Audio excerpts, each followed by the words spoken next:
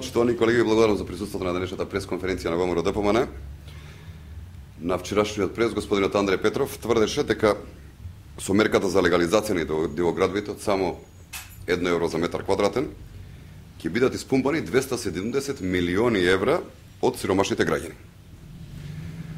Очигледно дека несреќниот Андреј Петров каже една бројка која му е напишале од СДСМ, без притоа самиот да пресмета што таа бројка навистина значи. Сега ќе ја покажеме што е веселата математика на Социјалдемократскиот сојуз. Затоа направивме прецизна пресметка за сумата која толку лесно СДСМ ја спомнува. Социјалдемократите тврдат дека со мерката за легализација на дивоградбите ќе се испумпаат од сиромашните граѓани 270 милиони евра. Од 2 милиони граѓани, да речеме дека половината живеат во дивоградби, тоа значи дека секој од нив ќе треба да плати по 270 евра за легализација, односно дека секој просечен граѓанин кој нема извршена легализација има објект дивоградба од цели 270 метри квадратни. Или, за појасно да ви биде, дека секој просечно 4-члено семејство во Македонија кое живее во дивоградба поседува стамбен простор од 1080 метри квадратни.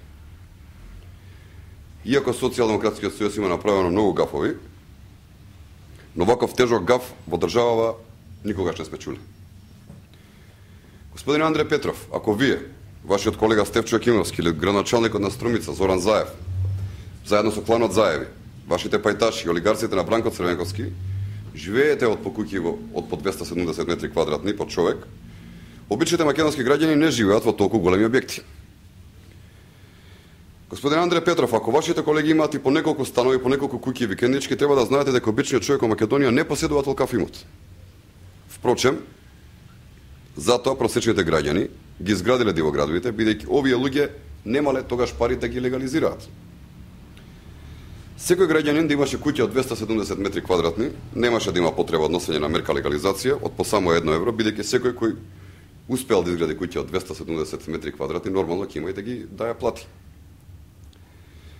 Веројатно, мајката дерматолог не го подучила синот Андреј Петров математика, онака како што го подучувале во дерматологијата, спремајќи го за доктор. Но контрадикторностите не застануваат тука. Вчера Андреј Петров изрече уште една манипулација, а тоа е неиздржаниот предлог на СДСМ дивоградбите со површина до 85 метри квадратни да се легализираат бесплатно.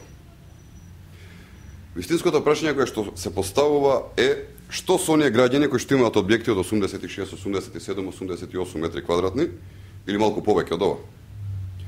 Овие граѓани според СДСМ треба да платат најмалку по 100 евра, колку што чини легализацијата за метар квадратен во Скопје, за да си ги легализираат своите објекти. За овие граѓани кои имаат објекти кои се 3, 4 или 5 квадратни метри поголеми од долната граница, која што ја предлагате, се побогати од оние кои што имаат објекти до 85 метри квадратни. Почитувани колеги, почитувани граѓани, веруваме дека не се работи за непознавање на материјата, туку дека се работи за класична манипулација на Социјалдемократскиот сојуз и обид за внесување на забуна кај граѓаните. Нивната цел е по секоја цена да се дискредитираат проектите на владата, предводена на ВМРО од ДПМН, па дури и тоа кога е на грбот на обичните граѓани. Примерите кои што ви ги наведов денеска на денешната пресконференција се класичен и чист пример за тоа како Социјалдемократскиот сојуз манипулира со јавноста.